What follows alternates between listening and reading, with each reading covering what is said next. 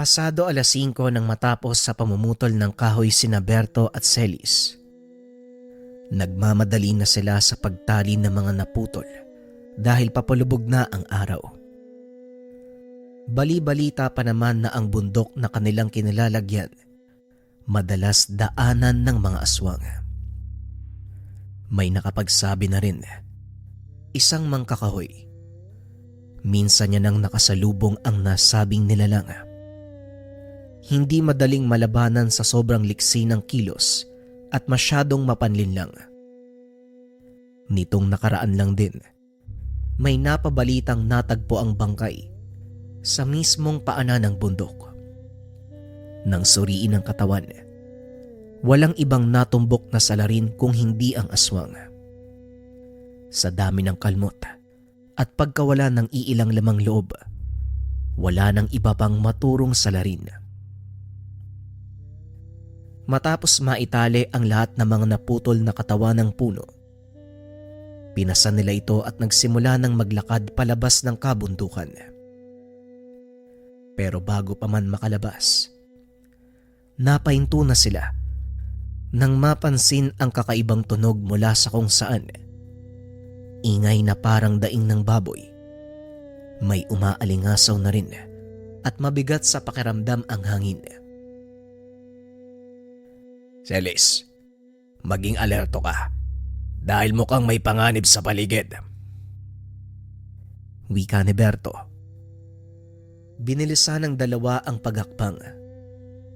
Palinga-linga din sa paligid dahil may mga yabag na naririnig. Halos magtakbuhan na matapos mapagtantong nasa malapit na ang nagmamay-ari ng ingay. Hindi nagtagal, pagdating sa unahan ay bumungad ang aswang. Litaw na litaw ang nanlilisik nitong mga mata.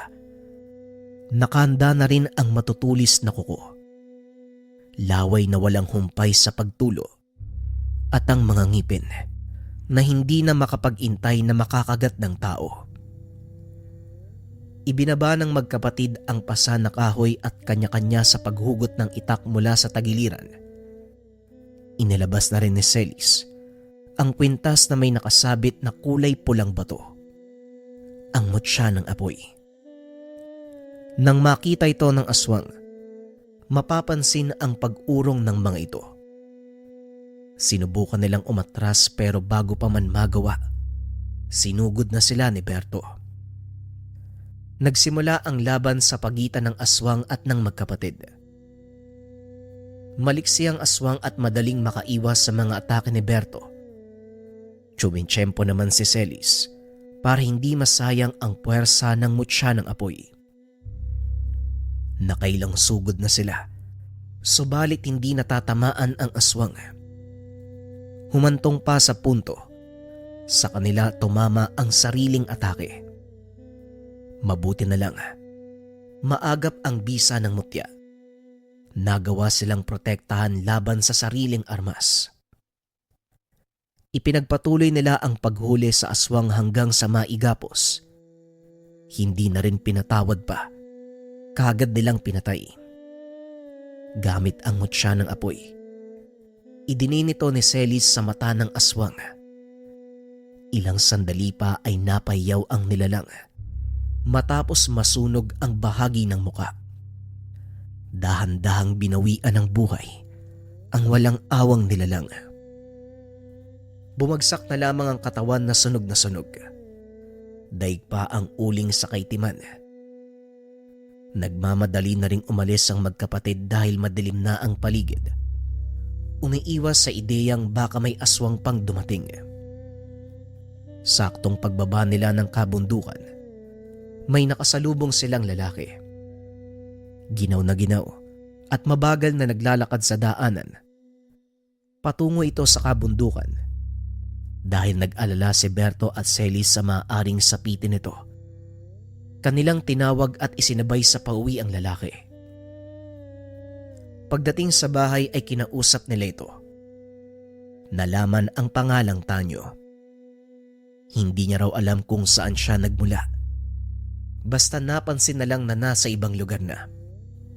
Pinaniwalaan naman ito ng magkapatid dahil sa tingin nila sa lalaki. Parang may diferensya sa pag-iisip. Pansamantala na munang pinatuloy sa kanilang munting tahanan. Kinabukasan, nagulat na lang si Berto at Celis nang maratnan ng kusinang may nakahain na sapag. Sa katunayan, kanya-kanya lang silang magkapatid sa pag-aasikaso sa sarili, kaya nabigla sila sa kaganapan. "Gising na pala kayo. Tara, kain tayo." Wika ni Tanyo. Teka, sandali. Ikaw ba ang nagluto ng lahat ng to? Tanong ni Berto. "At saka, saan ka naman kumuha ng karne? Ayos to ah." Wika ni Celis. Nagtataka ang dalawa. Ilang buwan na silang hindi nakakakain ng karne. Wala rin masyadong mabibili sa malapit. Masyadong liblib ang lugar nila at malayo na sa bayan. Kasi may napadaan na naglalako ng karne. May naitabi pa akong pera kaya bumili na ako. Mura lang kasi yung benta niya kaya kinuha ko na kaagad." Wika ni Tanyo. Mas lalong nagtaka ang magkapatid. Sa pagkakalam nilang dalawa, wala pang napadayo sa lugar para maglako ng ganon. "Sigurado ka ba? Wala namang napapadayong naglalako dito sa lugar namin eh. Masyado na tong liblib. Bihira nga lang yung may tagalabas na napapadpad dito eh." Wika ni Celis. "Meron. Kaya nga ako nakabili kasi may dumaan eh. Hindi naman ako makakabili kung walang dadaan dito, di ba? At saka kumain na tayo bago pa lumamig yung sabaw oh." Wika ni Tanyo. Napatango na lang si Berto at Celis. Kung sa bagay, hindi naman makakabili si Tanyo kung walang naglalako. Pinagsaluhan nila ang pagkain sapag. Ganadong ganado si Tanyo, samantalang may pagdadalawang isip ang magkapatid. Sinuri nila ang karne. Mapula-pula, malalaki ang grano, at hindi sila sigurado sa kung anong hayop nagmula. Hindi naman ganito ang karne ng manok. Hindi rin baboy o baka. Kaya labis ang pagtataka ng dalawa. Pero para hindi mabastos ang bisitang naghain, kumain muna sila ng kaunti. Masarap naman ang timpla kaya nadala na rin.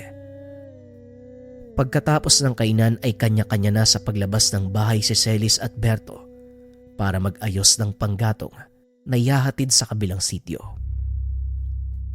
Ito ang kanilang natatanging kabuhayan kaya hindi pwedeng ipagpaliban. Sinabihan na rin nila si Tanyo na maaari siyang mamalagi sa bahay kahit wala sila. Babalik din sila pagkatapos ng trabaho. Wala naman itong reklamo. Nangakong hindi gagawa ng kahit anong ikakadismaya nila.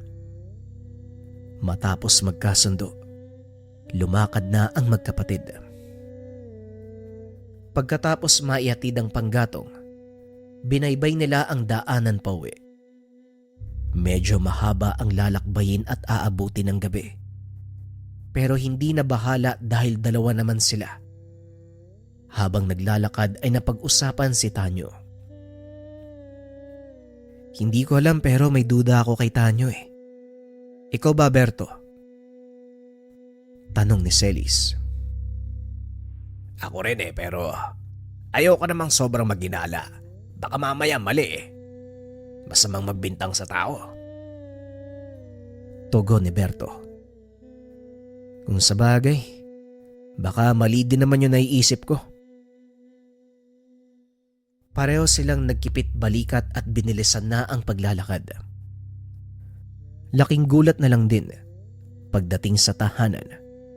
Nagkalat na ang mga gamit at nakandusay si Tanyo sa sahig. Duguan at walang malay. Kaagad nilang inasikaso at tinignan ng paligid. Subalit walang maaktuhan. Maliban na lang sa naiwang kalmot sa iba't ibang bahagi ng dingding. May sugat din sa braso si Tanyo. Nakapasok yata yung aswang sa bahay. Ano sa tingin mo, Berto? Wika ni Celis. Ganun na nga. Tignan mo ang kalmot na yan. Paniguradong galing sa aswang. Mabuti na lang hindi natuluyan si Tanyo. Wika ni Berto. Lumabas si Celis at sinuri ang paligid. Sinundan niya ang bakas sa lupa na nanggagaling sa bahay. Patungo ito sa kakawyan. Nagpaalam siya kay Berto. Nakasalukuyang pinapahira ng basang tuwalya si Tanyo para magkamalay. Susungin niya ang gubat. Nagbabaka sakaling maabutan ang aswang na may gawa ng lahat. Matapang na sinundan ni Celis ang mga bakas ng yapak sa lupa. Nasundan niya rin ang tingin.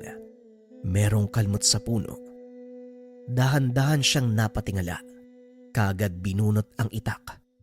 Nang makita ang aswang. Nataga niya ito sa dibdib. Umatras ang nilalang at dumaing ng napakalakas. Inilabas niya ang mutya ng apoy na mas lalong dumagdag sa pangangatog ng tuhod ng kalaban. Tinangkapan itong tumakas pero hindi na nagawa pa.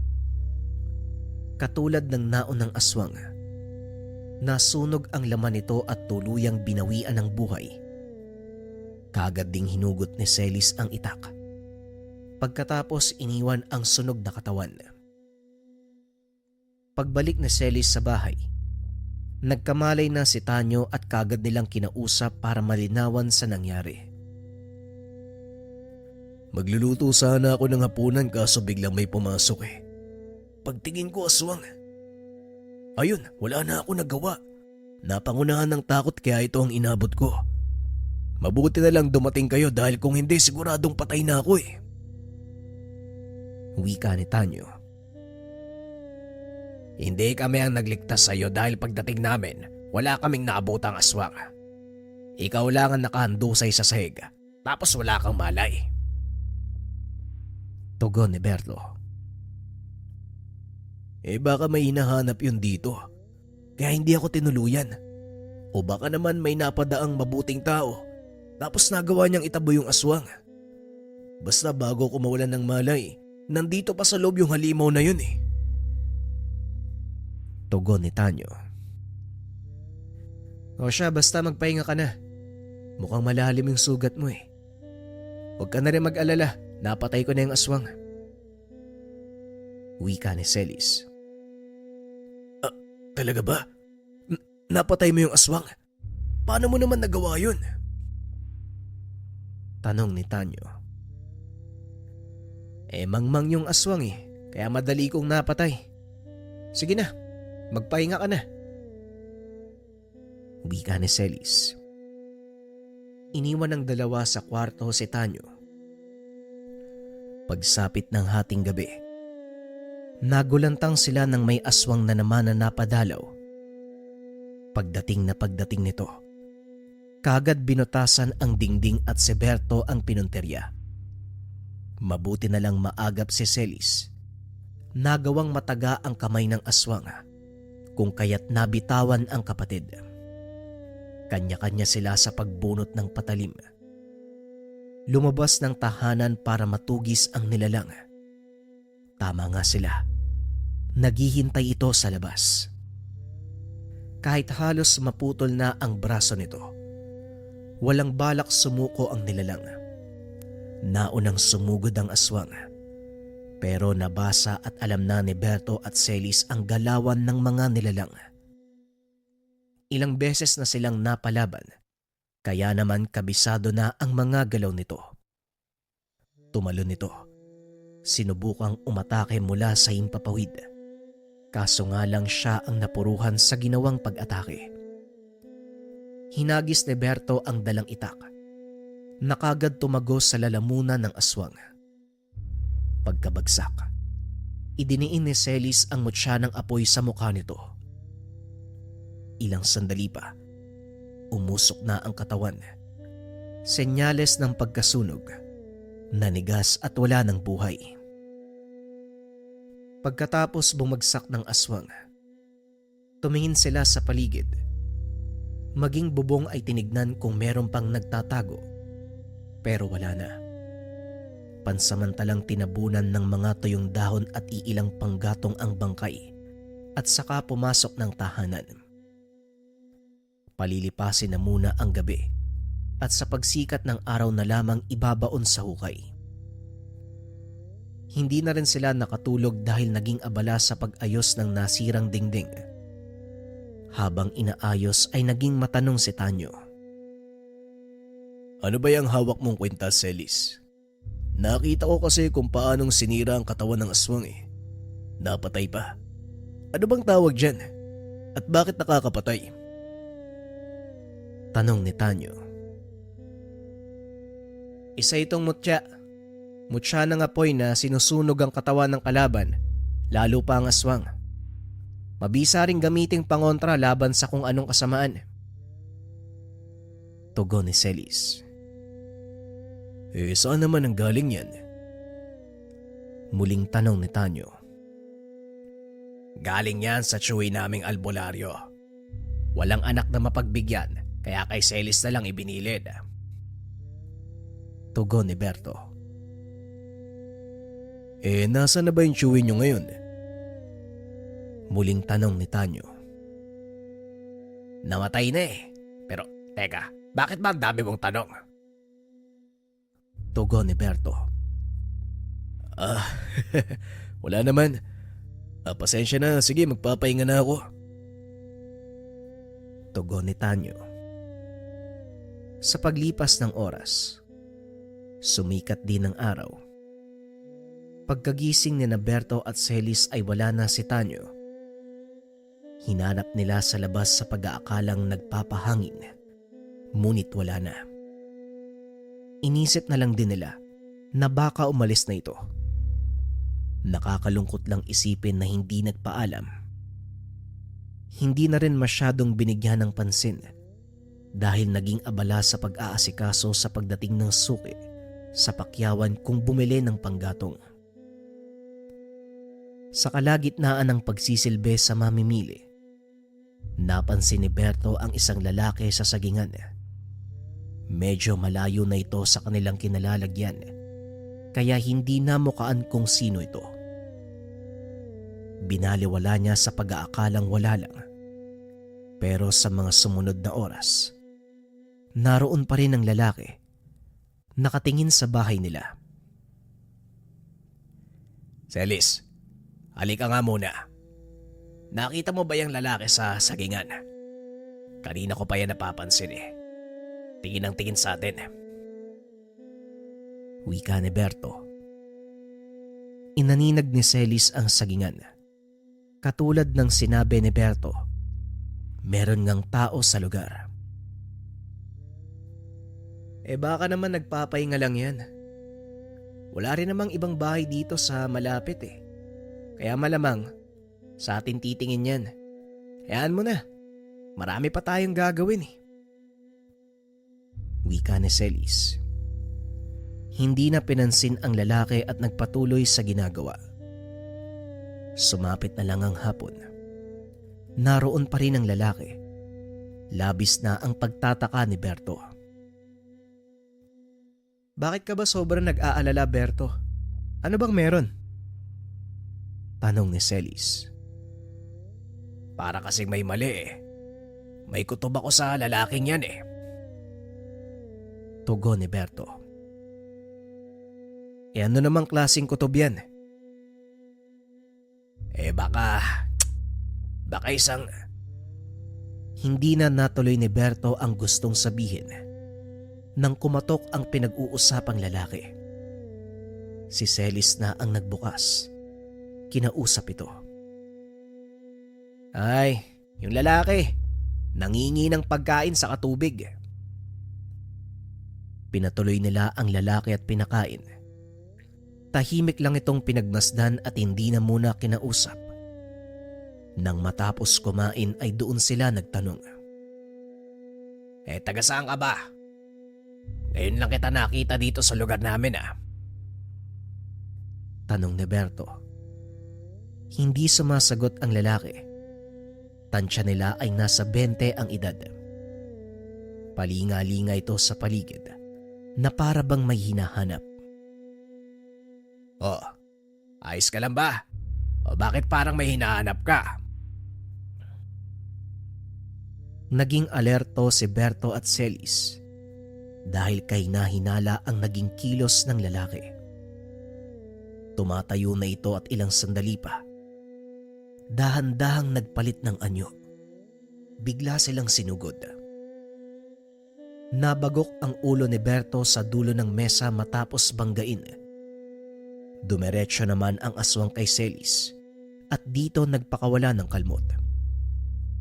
Naiharang na lamang nito ang mga braso sa unahan ng muka upang hindi matamaan. Nang makatsyempo, buong lakas na itinulak ang aswang. Nagmamadaling nagtungo sa pinaglagyan ng patalim. Subalit bago pa man maabot, napasubsob na sa sahig matapos ang dambahan. Nararamdaman din ang pagbaon ng ngipin sa balat. Pero hindi kailanman nagkasugat dahil sa bisa ng hawak na mutya. Hinawakan niya ito sa ulo at buong puwersang ibinangga ang ulo. Nang magkawalay, nakakuha ng pagkakataong makabunot ng patalim si Celis.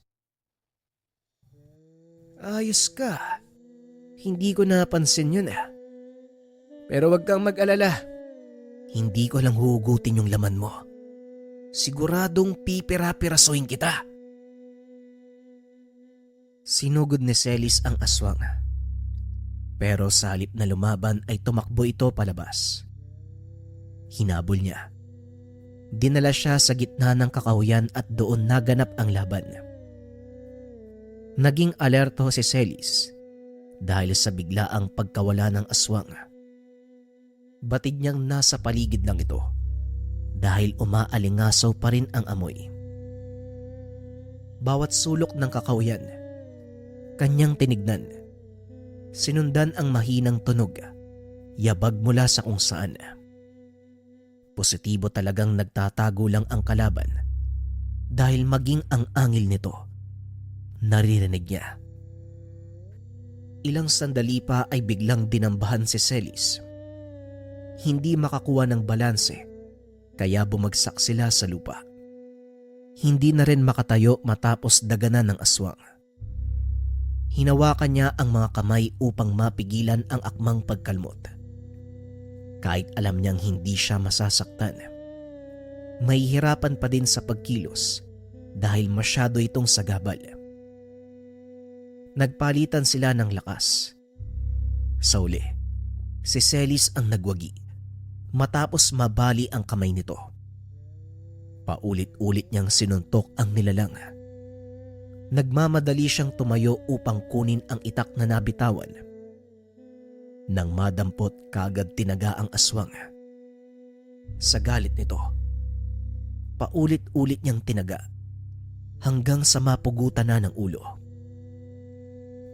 Matapos mapatay ang aswang, akma sanang tatalikod na si Celis para umalis sa lugar. Pero napalingon siya nang may mapansin sa unahan. Buhat sa hindi kalayuan, nakakita siya ng isang anino na mabilis ding nawala.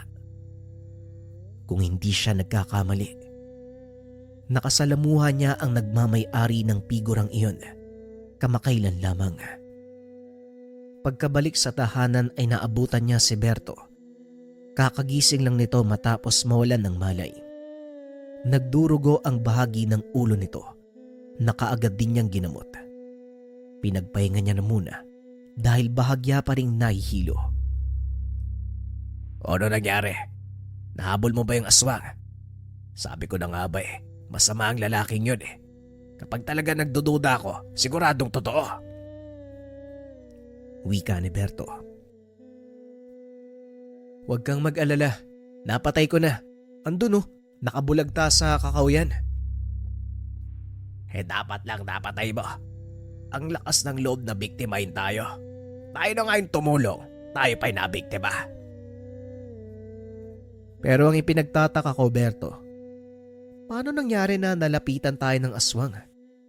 Maliban sa ating dalawa, wala namang nakakaalam tungkol sa mutya na hawak natin Imposible ding makapasok sa bahay yun eh. Aba malay ko. Baka nararamdaman nila yung mutya. Pero hindi ba dapat walang makakalapit dito?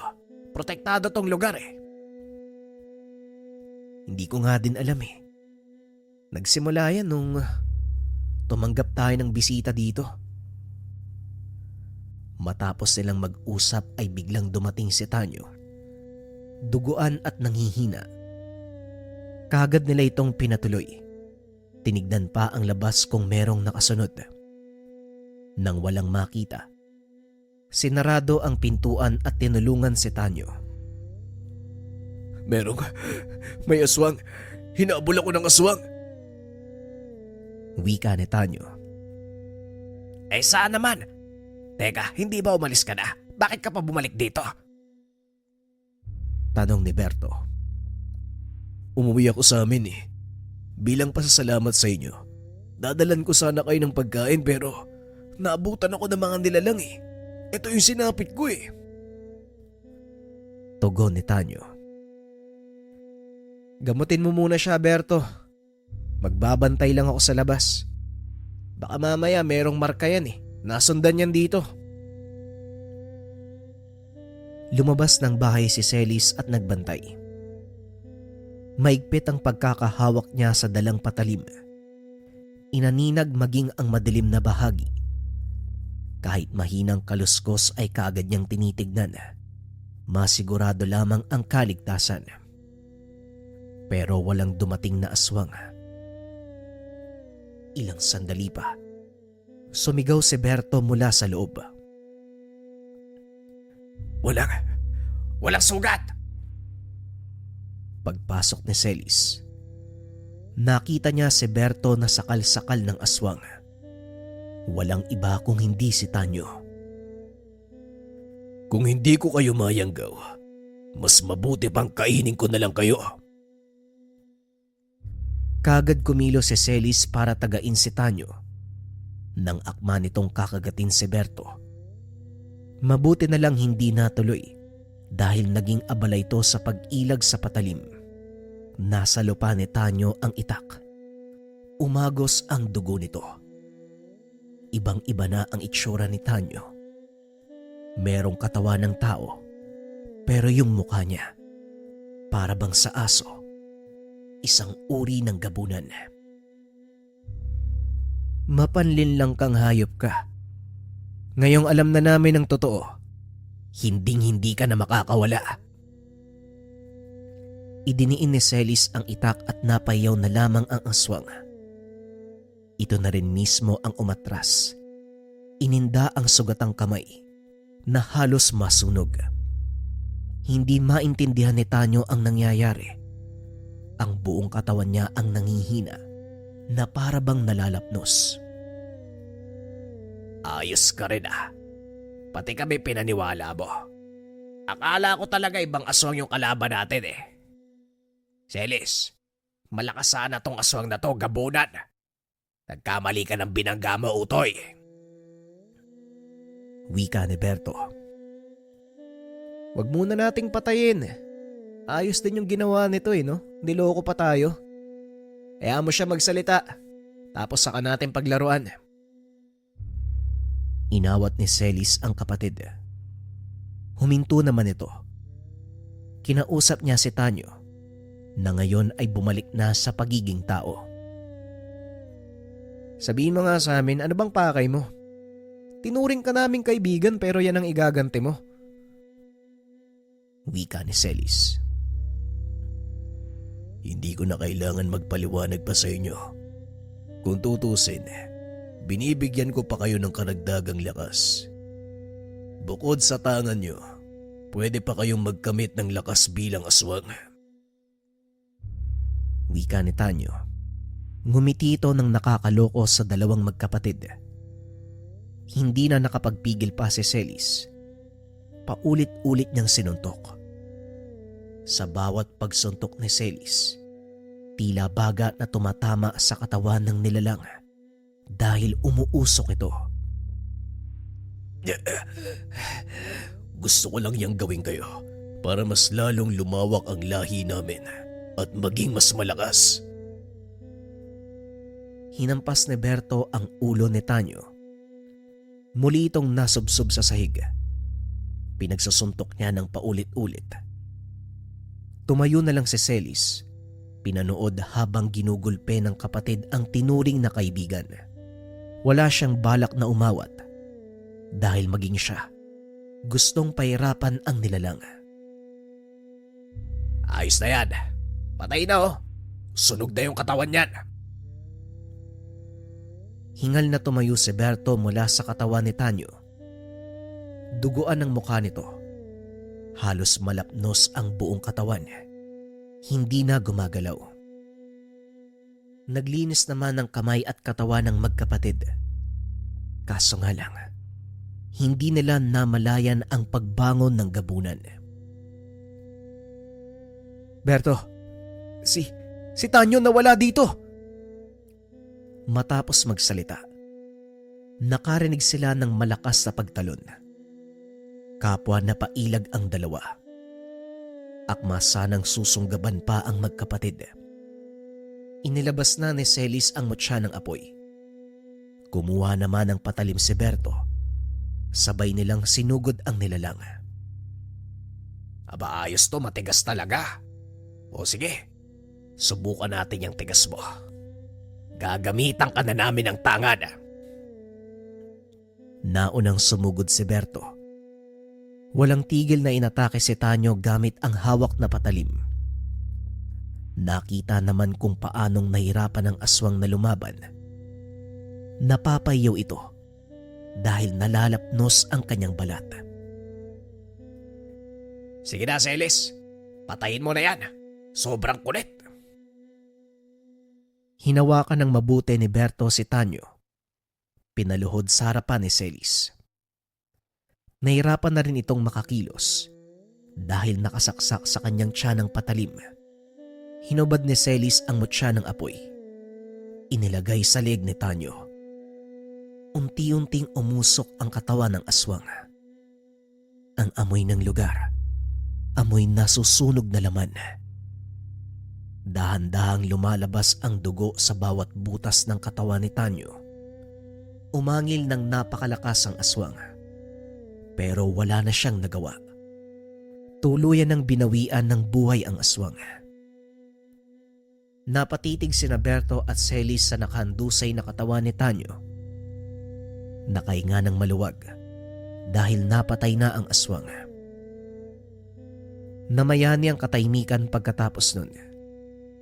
Pinagtulungan ng magkapatid ang bangkay na ilabas. Dinala sa hindi kalayuan. Nagukay ng libingan. Iniwanan ang aswang. Dapat kasi hindi tayo tumutulong kung kani-kanino eh. Hindi naman sa lahat ng oras, dapat maging mabuting tao tayo. Ayan, kamuntikan tayo mabiktima. Hayaan mo na, hindi na mauulit yan. Sana magsilbing aral sa atin tong dalawa. Pero kahit papano, nagpapasalamat ako. Hindi tayo iniwanan ng pamana sa atin. Kahit kailan, patuloy tayong aalagaan ng mutya ng apoy. Matapos ng kaganapang iyon, marami pang nakaengkwentro ang magkapatid. Ngunit kahit anong nilalang ang sumubok sa kanila, hinding-hindi sila kayang patumbahin. Ito ay nang dahil sa bisa ng mutya ng apoy.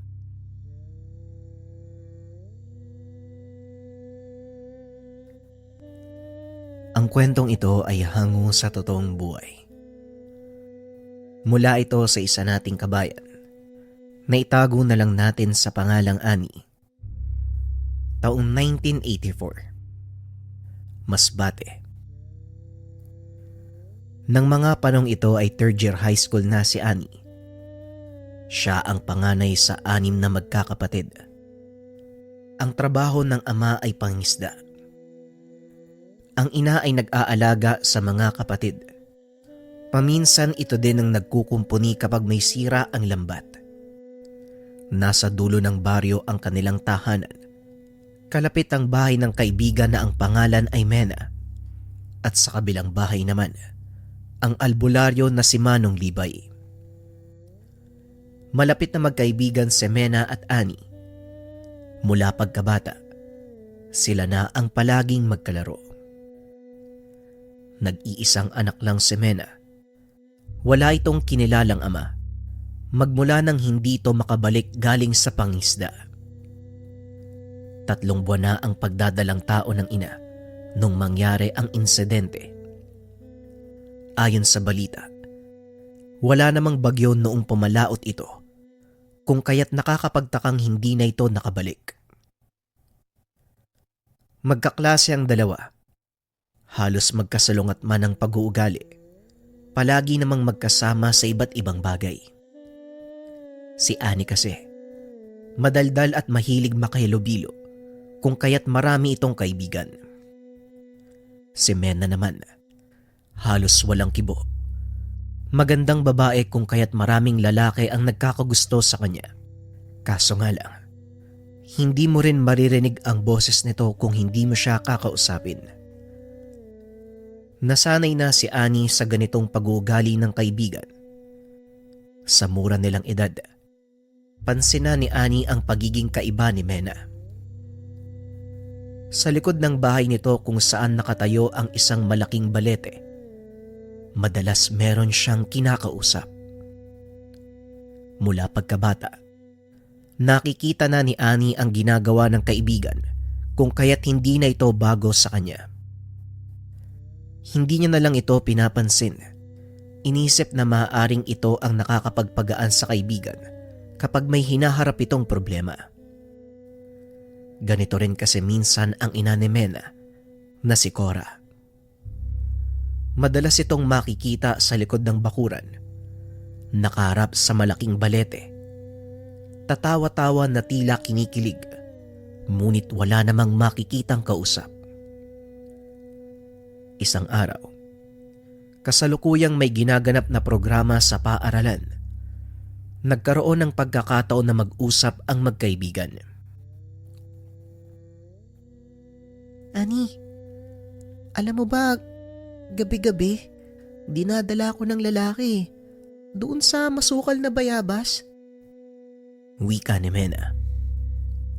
Ano, sigurado ka ba? Huwag mo nga akong binibiro ng ganyan. Tugon ni Ani. Oo nga, seryoso ko. Yun din yung madalas nakausap ni mama eh. Pinipilit nga akong sumama sa mundo nila. Kaso bago pa ako makapasok sa loob ng makitid na daan, nagigising kagad ako eh. Kapag nandun na kami sa bandang bayabas. Pagpapaliwanag ni Mena. Hindi naman alam ni Ani kung ano ang isasagot sa kaibigan. Hindi niya alam kung maniniwala ba o hindi. Ganun ba? Basta wag kang sumama. Mamaya kung ano pa yung gawin nun sa'yo eh. Hayaan mo na yun, tara doon tayo sa plaza. Magsisimula na yung programa oh. Tugon ni Ani. Kinabukasan pagkatapos ng klase, muli na namang nagkwento si Mena. Muli siyang dinala ng lalaki sa nasabing makitid na daanan. Ngunit muli siyang nagising bago pa man makapasok sa lugar. Hindi naman ito pinansin ni Ani. Tumango na lang bilang pagsang-ayon sa kaibigan. Pagsapit ng hapon, habang pauwi ng tahanan ay nasalubong naman ng magkaibigan si Manong Libay. Diretso lang ang tingin nito, nakatitig kay Mena. Nang makalapit, kagad naman itong kinalabit si Mena at nagsalita. Mena, iha. Hindi naman sa nakikialam ako Pero iwasan nyo na yung nilalang na madalas nyong kausapin ng nanay mo. Walang magandang intensyon ng mga dalakit nun sa mga tao. Kaya habang maaga pa, iwasan nyo na. Kung nais nyo, tutulungan ko kayo. Huwag kayong magdalawang isip na pumunta sa tahanan. Wika ni Manong Libay. Wala namang naging sagot si Mena. Patuloy lang ito sa paglalakad.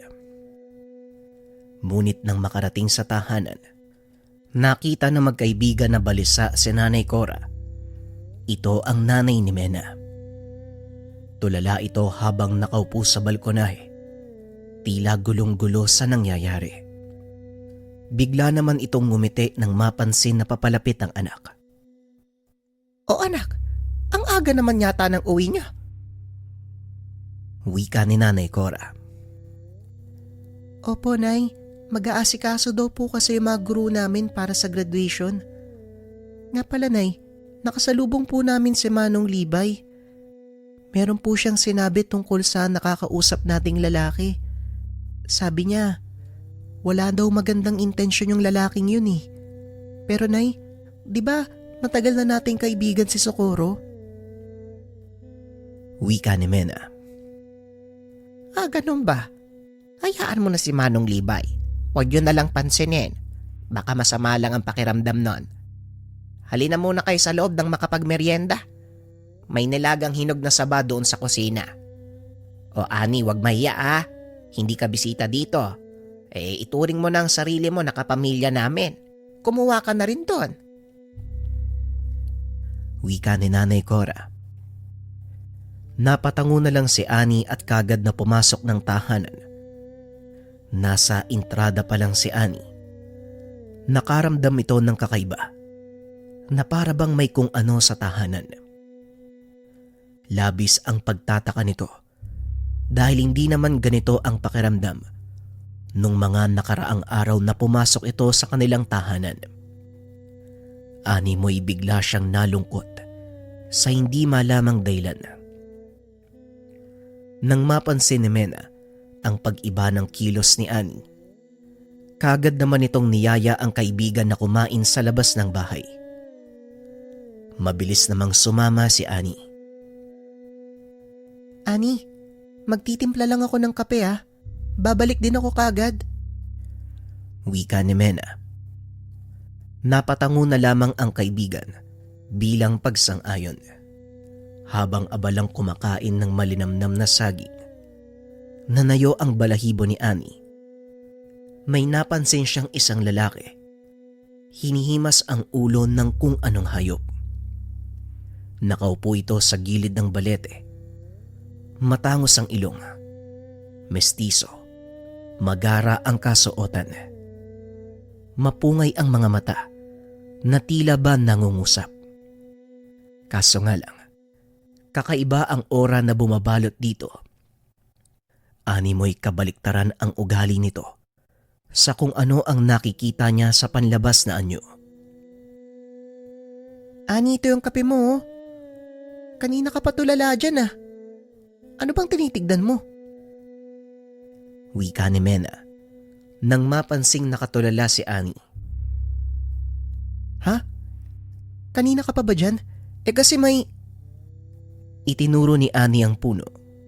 Kaso nga lang, wala na ang lalaking nakaupo. Nako Ani, baka pagod lang yan. Huwag ka kasi masyadong nag-iisip ng tungkol sa paaralan kapag nasa bahay na tayo. Wika ni Mena. Naging palaisipan kay Ani ang mga nakita. Alam niya sa sarili na hindi ito guni-guni.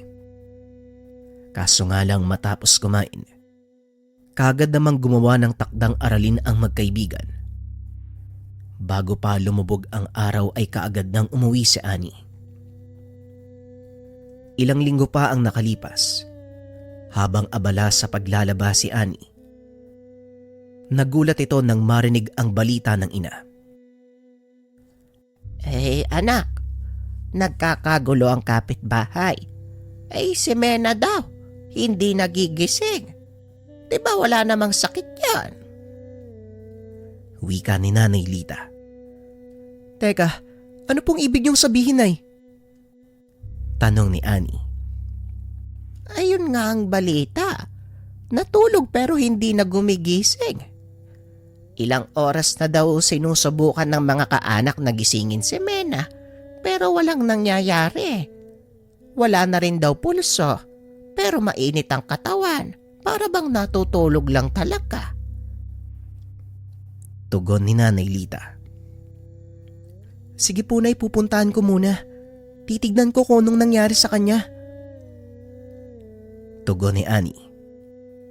Mabilis na kumilos ang dalaga upang tignan ang kalagayan ng kaibigan. Habang patungo sa bahay, labis naman ang kabang nararamdaman dahil masyadong nakakabigla ang nangyari sa kaibigan. Nang makarating sa bakuran, rinig nito ang iyakan mula sa loob ng bahay. Labis naman ang naramdamang lungkot nang makitang wala ng buhay ang kaibigan. Naagaw naman ang atensyon nang marinig ang isang katok. Mabilis itong pinagbuksan ni Cora. Nakita niya si Manong Libay. Ito na nga ang sinasabi ko eh. Binalaan ko na kayo. Wala talagang magandang maidudulot ang mga dalakit nun. Wika ni Manong Libay. Dagdag pa nito, ang mga dalakit nun ay isang uri ng itim na engkanto. Bihira itong makisalamuha sa mga tao. Maaaring ang dahilan ng pagpaparamdam, nagkakagusto ito sa mortal. Lingid sa kaalaman ng lahat, ang dalakit nun ay likas na mapang-abuso. Mapagmanipula, marami itong ipapangako tulad ng magandang buhay o kayamanan. Pagsapit ng hapon, susubukan kong ibalik si Mena. Ilang araw rin akong mawawala. Huwag niyong ipapaimbala sa mo ang katawan hanggat hindi ako nakakabalik. Wika ni Manong Libay. Napatango na lamang si Nanay Cora bilang pagsang-ayon. Bago nilisan ni Manong Libay ang tahanan, nag-iwan ito ng ilang dahon ng laurel. Inilagay sa bawat sulok ng kwarto. Ginagawa ko ito para maiwasan ang iilang nilalang na umaaligid. Lalo na ang balbal. Huwag niyong iwanan ang katawan kahit anong mangyari. Pagsapit ng dilim, bitbit ang itak. Ilang botelyang nakasabit sa bewang. May dalang itim na manok. Mag-isa nitong tinungo ang puno ng balete. Huwag niyo na akong sundan. Kapag hindi ako nakabalik sa 3 araw, putulin at sunugin niyo ang puno. Wika ni Manong Libay. Bakit naman po, Manong? Kung dyan kayo dadaan, paano kayo makakalabas kung susunugin namin ng puno? Tanong ni Annie.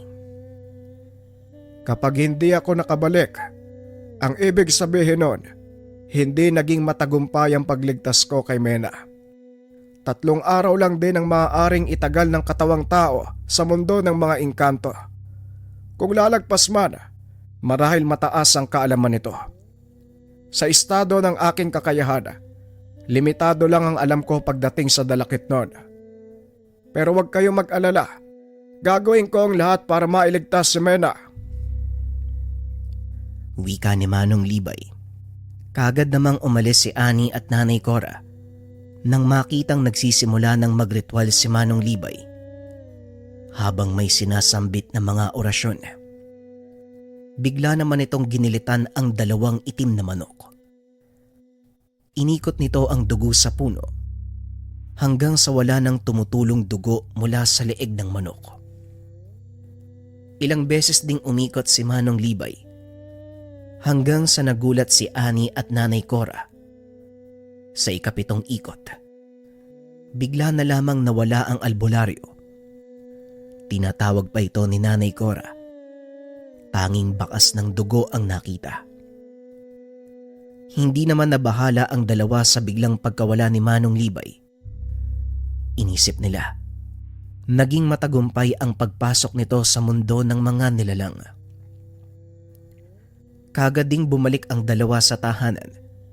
Inilapag ang katawan ni Mena sa banig at hindi na nag-abala pang gumawa ng kabaong.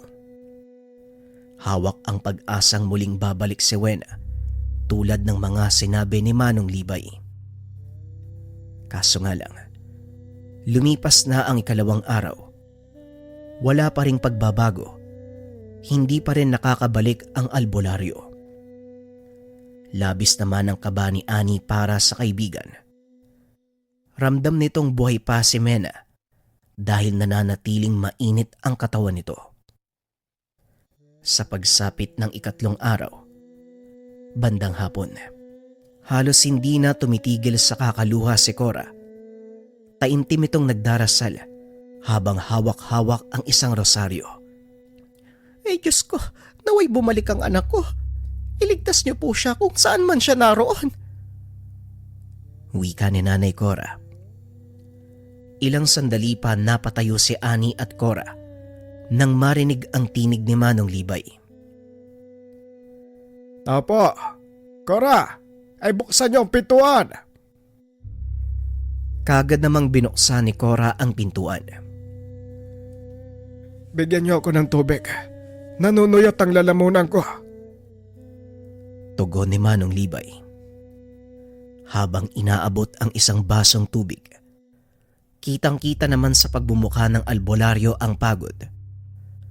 Nanginginig pa ito habang umiinom ng tubig. Hinayaan muna itong makapagpahinga bago tanungin kung ano ang mga nangyari. Ilang sandali pa bago ito nagsimulang magsalita.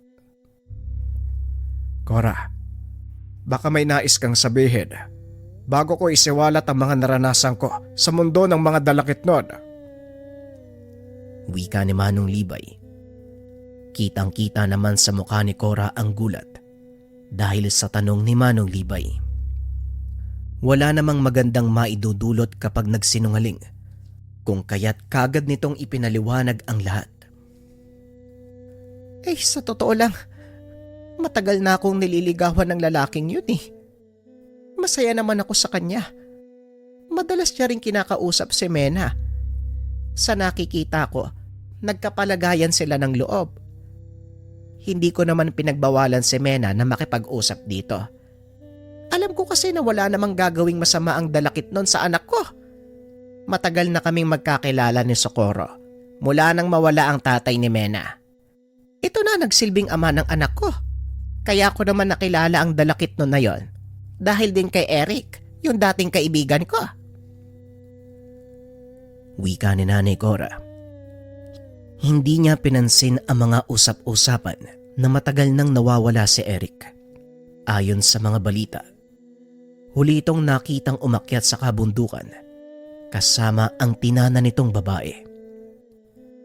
Kaso nga lang, matapos marinig ang paliwanag ni Eric, kagad siyang nagtiwala at binaliwala lahat ng haka-haka tungkol sa kaibigan. Magtatatlong taong gulang pa lamang si Mena noon nang malaman nito ang totoong pagkakakilanlan ng nilalang. Dahil isang hapon, nakita niya itong nanggaling sa likod ng balete. Wala namang daanan sa likuran ng puno dahil purong talahib lang ang meron doon. Nang makalapit ang nilalang, prangkang nagtanong si Cora. Anong ginagawa mo dun sa puno? Ano ka ba talaga? Tanong ni Cora. Isa akong dalakit, Cora. Pero wag kang mabahala. Hindi ako tulad ng iniisip mo. Walang katotohanan ng mga sinasabi ng mga mortal. Naniwala naman si Cora sa mga sinabi nito. Makikita rin sa maamo nitong muka na nagsasabi ng totoo. Lumipas ang mahabang panahon.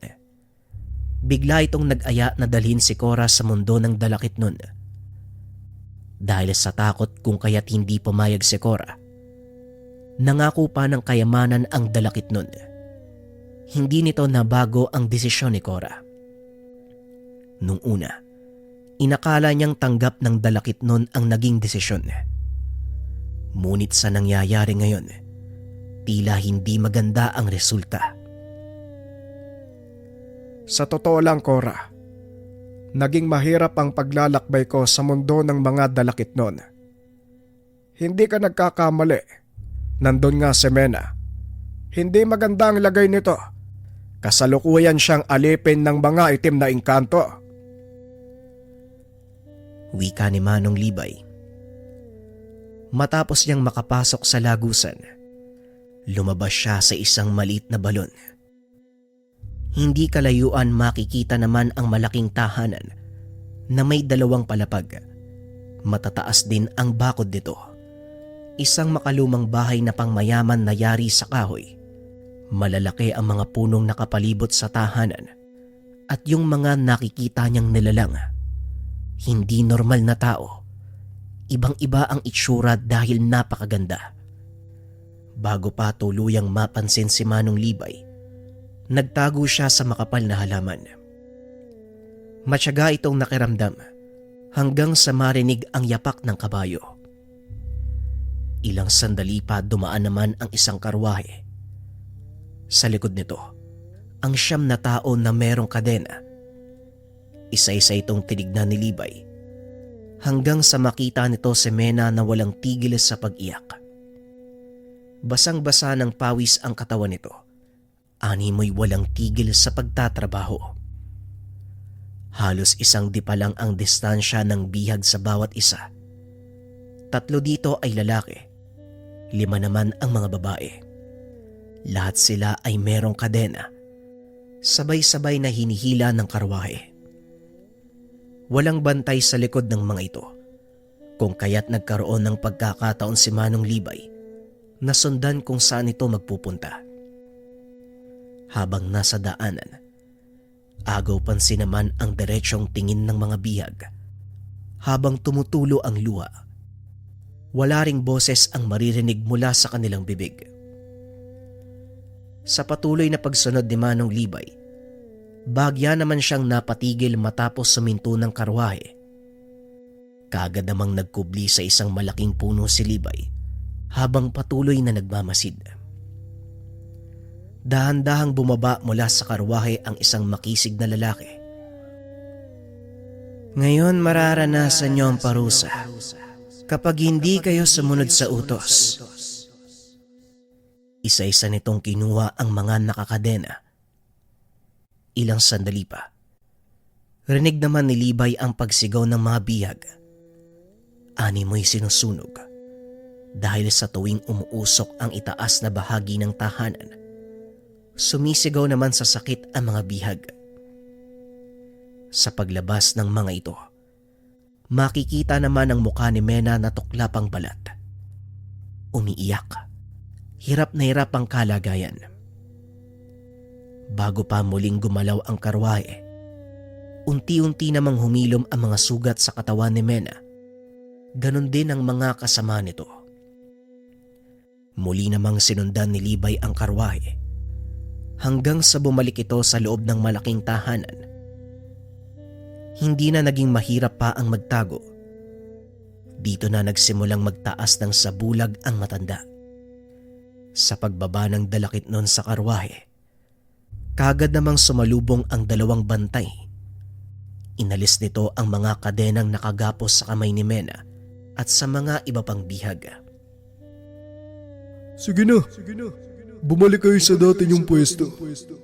Ayusin niyo ang trabaho nang hindi kayo maparusahan. Lolo ka na, babae. Wika ng bantay na dalakit nun. Ang kausap nito ay si Mena. Kaagad namang naghiwalay ang mga ito. Bumalik sa trabahong inatas sa bawat isa. Pansin ni Manong Libay. Kahit halos ginto ang laman ng buong tahanan, walang inatasang magbantay sa loob. Kung kaya't nagkaroon ng pagkakataon si Manong Libay na malapitan si Mena. Sa pagsara ng pintuan, dahan-dahan namang sinundan ni Libay si Mena. Nang masiguradong wala nang makakakita, nagulat si Mena nang marinig ang boses ni Manong Libay. Muli ring tumulo ang luha nito sa mata. Mena, si Manong Libay to. Alam kong hindi mo ko nakikita. Pumunta ako dito para sunduin ka. Isang paraan lang ang maaari nating gawin. Sumama ka sa akin pabalik sa mundo ng mga tao. Pero hindi magiging ganong kadali ang gagawin natin. Sundan mo lang ang tinig ko. Wika ni Mena. Patuloy na nagsalita si Manong Libay. Sinundan naman ni Mena ang lahat ng sinasabi nito. Saktong walang bantay sa paligid, kaya kagad nakalabas ng bahay si Manong Libay at Mena. Ngunit ang hindi nito inaasahan, Nang maamoy ng isang nilalang ang kanilang kinaroroonan, kaagad itong kumilos upang sila ay masundan. Mena, tara na! Sundan mo ko, dalian mo! Wika ni Manong Libay. Mabilis itong kumaripas ng takbo. Kaso nga lang sa muling paglingon kay Mena, hindi nito kinayang lumabas sa teritoryo ng dalakit nun. Wala na ring nagawa si Manong Libay, kung kaya't mabilis nitong tinakbo ang lagusan bago pa maabutan ng nilalang. Ilang oras ang tinagal ni Manong Libay sa mundo ng mga dalakit nun. Katumbas naman ito, 3 araw sa mundo ng mga tao. Isa lang ang nakikita kong dahilan kung bakit hindi siya makalabas ng bahay. Marahil nagawa nitong makipagkasundo sa dalakit nun kahit labag sa kanyang kalooban. Ewan ko sa inyo mag-ina, ilang beses na akong nagbabala pero hindi nyo binigyan ng halaga. Pasensya ka na, Cora. Hanggang dito na lang ang may tutulong ko. Bukas na bukas, maaari nyo nang ilibing ang katawan ng anak mo. Matapos magpaliwanag, dahan-dahan namang bumangon si Manong Libay. Nilisan ang tahanan. Halos hindi makapaniwala si Nanay Cora, kung kaya't umiyak na lamang ito sa labis na pagsisisi. Kinabukasan kaagad nagpagawa ng kabaong si Nanay Cora. Pinalibing na ang anak. Labis din ang pangulila ni Ani sa kaibigan. Tuwing papasok ito ng paaralan, palagi niyang iniisip na sana'y naniwala siya sa mga sinasabi noon ni Mena, ang tungkol sa dalakit nun na palagi nitong nakakausap. Hanggang sa dumating ang isang hapon, habang pauwi mula sa paaralan, napansin niyang tulala at umiiyak si Nanay Cora. Kaagad niya itong nilapitan upang kausapin. Auntie Cora, ayos lang po ba kayo? Kung gusto niyo na makakausap, nandito lang po ako ha. Wika ni Ani, habang naluluwang hinihimas ang likod ni Cora. Gabi-gabi na lang akong nananaginip. Nakikita ko si Mena. Humihingi siya ng tulong. Palagi daw siyang pinururusahan ng mga dalakit nun. Tubusin ko daw siya. Pumunta daw ako dun sa kabundukan. Yung bundok na yan. Yung nasa likod ng bahay namin. Ang sabi niya, kailangan kong pumunta ng gabi at kailangan mag-isa ko. Kapag naroon na ako sa itaas, hukayin ko daw yung lugar dahil naroon siya. Wika ni Nanay Cora. Magkahalong kilabot at awa naman ang naramdaman ni Ani. Gustuhin man niyang tumulong, wala na siyang magagawa. Makalipas ang mahabang panahon, hindi naman tinubos ng ina si Mena. Marahil takot ito o hindi kaya naman ayaw nitong sumama sa dalakit nun sa simula pa lamang. Ngayon sa kasalukuyan, matanda na si Ani. May 2 anak at OFW ang asawa. Masaya na itong namumuhay kasama ang 2 anak. Wala na ring naging balita si Ani kay Auntie Cora at Manong Libay. Dahil nang makagraduate, kaagad na itong lumipat ng Romblon upang makalayo na doon sa lugar. Malungkot ang naging karanasan ni Ani at ang kanyang kaibigan. Ngunit isang bagay lang ang natutunan niya. Sa tuwing may sinasabing kakaiba ang ating mga kaibigan o kapamilya, subukan nating unawain dahil marahil ito ay totoo. Maaaring sila ay nakakakita ng mga hindi normal na bagay. Opinyon para sa kwento. Madalas na yung ganitong kwento sa atin mga kabayan, ano? Yung mga mapanlinlang na elemento o nilalang. Alam nyo kasi madalas ang biktima ng mga ito yung mahina yung dungan o yung pananalig. Lalong-lalo na yung mga taong merong pinagdadaanan kasi madali silang manipulahin eh. Kaya naman mga kabayan, palagi nyo ring tatandaan, ingat tayo ha. Ingatan din natin yung mga mahal natin sa buhay Kapag kailangan nila ng makakausap, siguraduhin magbigay ng kaunting oras para sa kanila. Yun lamang, maraming salamat sa pakikinig ng ating kwento. Paalam. Para sa mga interesado sa spiritual bracelet, panoorin ang video. Marahuyo. For protection.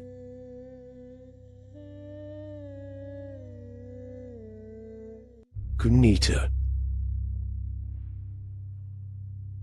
For good health.